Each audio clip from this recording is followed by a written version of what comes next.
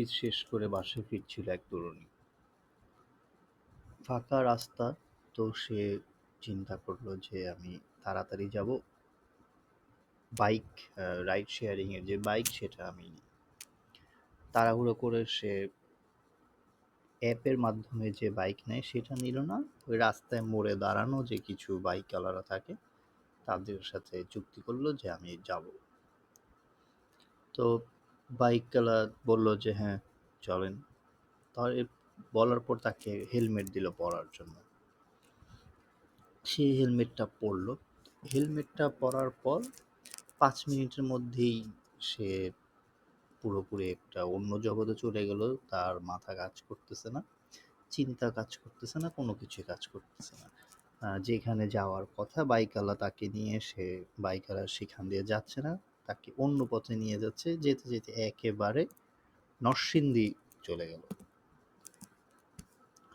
তো এর মধ্যে এই ঘটনার মধ্যে তো এতক্ষণে বুঝতেই পারছেন যে কি হলো। ওই হেলমেটের ভিতর ডেভিলস ব্রেথ নামের যে ভয়ঙ্কর রাসায়নিক জিনিসটি সেটি দেওয়া ছিল। একা মেয়ে পেয়ে সো তাকে এই ডেভিলস ব্রেথ দিয়ে নরসিংদী নিয়ে যাওয়ার পর ভয়ানক অবস্থা তার সাথে হয়েছে। পরের দিন মানুষজন তাকে রাস্তা থেকে উদ্ধার করেছে কিছুটা অন্যরকম অবস্থায়। আপনারা বুঝতেই পারতেছেন তার সাথে রাতে কি হয়েছে, এবং তার সাথে যে কি হয়েছে সে সেটা পরের দিন সকালে সে নিজেও মনে করতে পারতেছিল না। তাকে পাওয়া গিয়েছিল রাস্তায়, নরসিংদীর একটা রাস্তায়। আহ, তার কিছুটা বিবস্ত্র অবস্থা, খুবই বাজে অবস্থা আর কি। তো এই ঘটনাটা বাংলাদেশের, এটা আপনারা অন্য কোনো দেশের মনে করে ভুল ভাববেন না। কদিন আগেই নিউজ হয়েছিল এই ঘটনা নিয়ে। তো আপনারা যারা বিশেষ করে মেয়েরা রাইড শেয়ারিং ব্যবহার করেন, অবশ্যই অবশ্যই কিছু কিছু কতগুলো জিনিস মাথায় রাখবেন। সেটা হচ্ছে অ্যাপ ছাড়া রাইড শেয়ারিংয়ে উঠবেন না। রাস্তা থেকে কারোর সাথে কথা বলে চুক্তি করে ওইভাবে রাইড শেয়ারিংয়ে উঠবেন না। যদি আপনারা রাইড শেয়ারিংয়ে উঠেন, আপনাদের যে ঘনিষ্ঠ কেউ, পরিচিত কেউ,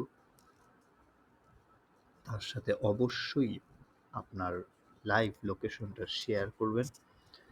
এবং যদি আপনার সন্দেহ হয় যে আপনি যে রাস্তা নাও চিনেন, তাও একটু আশেপাশে লেখা পড়বেন। মাঝে মাঝে দোকানের ব্যানারে লেখা থাকে কোথায় যাচ্ছে, কোন এলাকা। যদি আপনার কিছু সন্দেহ হয়, আপনি তৎক্ষণাৎ ওই বাইক বা রাইড শেয়ারিং লোককে বলবেন আপনি নামতে চান এখানে বা থেমে যাবেন। অবশ্যই এই সতর্কতাগুলো ফলো করবেন। বিপদ কার কখন কিভাবে আসে সেটা বলা যায় না। সচেতন বাংলাদেশ, আমরা সচেতন থাকি, অন্যকেও সচেতন করি।